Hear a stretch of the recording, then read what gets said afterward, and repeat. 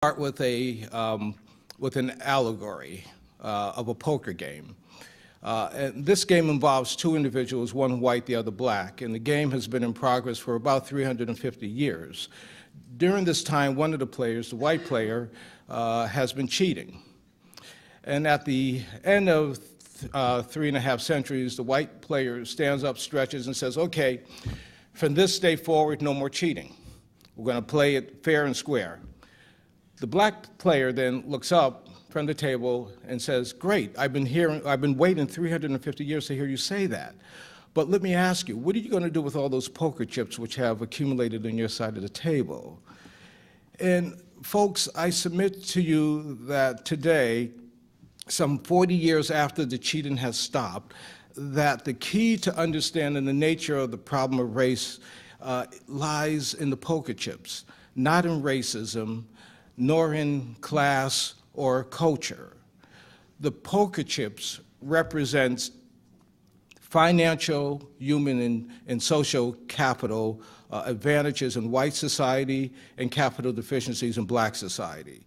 The poker chips, in other words, define the American race problem today. They define the American race problem today. The American race problem, in my view, is properly defined as a problem of resource disparity between black and white Americans. The problem relative to African Americans is a problem of deficiencies, capital deficiencies in black society. Financial capital deficiencies, meaning income and property. Human capital deficiencies, meaning skills and formal education, and social capital deficiencies, meaning low social, not self, but social esteem and the inability to get things done in our society. To be sure, African Americans on an individual level are experiencing unprecedented racial opportunities and success today. There's no doubt about that. But the age of Obama is also defined by a different racial dynamic, and that is continuous, uninterrupted racial despair for a great many African Americans. These contrasting racial dynamics of individual success and opportunities and a kind of collective black nihilism make defining the problem of race today very difficult. So one can quite understand those conservatives who argue that the best way to define the race problem today is not to define it at all. That is to say, it is not only the unprecedented opportunities afforded to blacks individually, but it is also the death of Jim Crow and the concomitant rise of formal equal opportunity as the law of the land that leads these individuals to argue that we are in a post-racial society. The problem we face, they argue, is one of culture or class. The problem consists of teenage pregnancy, broken families, black-on-black crime, a hypersensitivity to race, and lack of educational ambition. Liberals, in contrast, insist that we still have a race problem today, and the problem that, as they define it, is one of white racism. And for liberals, they define the problem less in terms of individual racism than institutional or societal racism, less in terms of racial antipathy than in terms of racial stereotyping, less in terms of front stage racism than in terms of backstage racism. In my view, both conservatives and liberals are wrong. The conservative conceptualization of the problem is wrong because, for example, college-educated black men are doing everything that conservatives say blacks ought to be doing culturally, and yet today they earn $20,000 a year less than their white counterparts. At the end of Jim Crow, at the beginning of the post-civil rights period, these black individuals earn $16,000 less than their white counterparts. So the problem has gotten worse since Jim Crow, not better. The appendix to my book contains 100 carefully tuned statistical tables that measure financial, human, and cultural capital deficiencies of all of the major racial groups since the end of the Jim Crow period.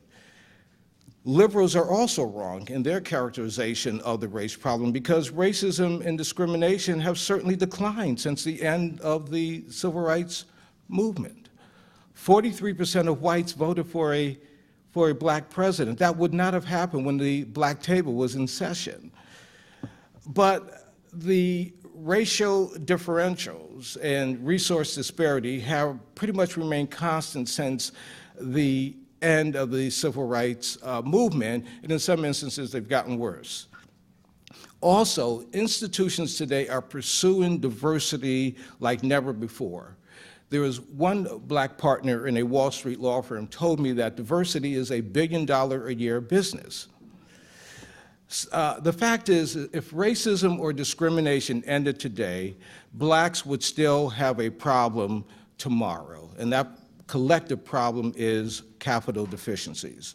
Now, this is not to say that behavior and structure are irrelevant considerations. I'm not saying that. In fact, each provides an answer to what I consider to be the central issue in civil rights theory today, and that is whether the American race problem, again defined as resource disparity, is sustained so far into the post-civil rights period by the internal factors of bad behaviors and bad values within black society, or by the external factors of race, racism, racial discrimination, or perhaps even a corrupt American culture writ large.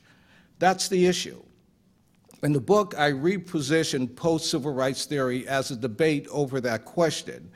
And the debate is among 4 broad post-civil rights theories constructed from a synthesis of the major theories, half-theories, suppositions regarding racial justice put forth since the end of the civil rights movement. I sort of cover everyone from the right to the left and in between.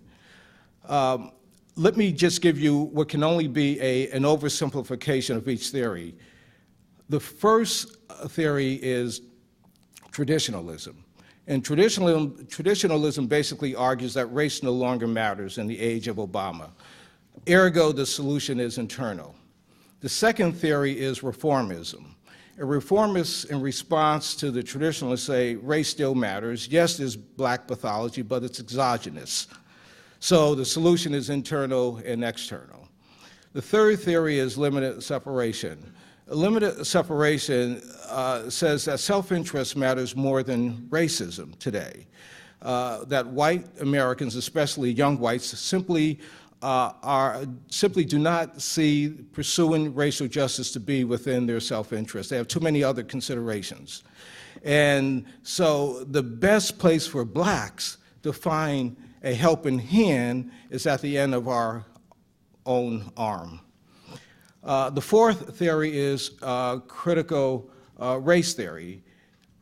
And the critical race theory says, look, the problem of race is inextricably tied to the problem of power in our society. Insiders have power, outsiders don't, and that's been the case since the beginning of our republic. So you can't do anything significant about the race problem until you do something about the problem of power. Ergo, the solution is external and hence beyond the control of blacks. Now, I leave it to the reader and to you to determine which theory offers the best diagnosis and prescription for the American race problem. I take a position in the book, and because I was forced to take it by my publisher, I did not want to take a position because I don't know. I simply do not know. And I think that what I'd like to see done is that we sort of look at the issue the right way, what I consider to be the right way, and to try to come up with solutions that are going to be effective. With that, my time has expired. Thank you.